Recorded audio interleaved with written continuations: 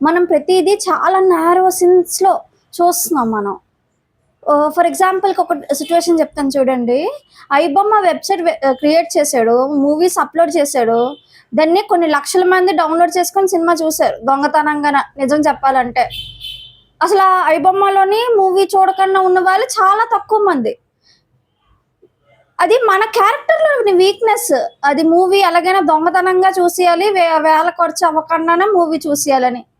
ఆ మూవీ చూడకపోతే ఏమైనా నష్టమా? వచ్చిన ప్రతి సినిమా ఏమైనా చూసేయాలా?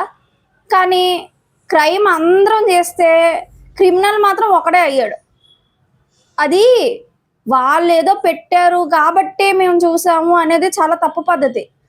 అసలా వాళ్ళు పెట్టినా మనం చూడము అంటే వాళ్ళు పెడతారా? పెట్టరు గదా! మరి మనలో లోపం ఉంచుకొని, అది ఎవరికో నింద ఎయడం కూడా ఎంతవరకు కరెక్టు?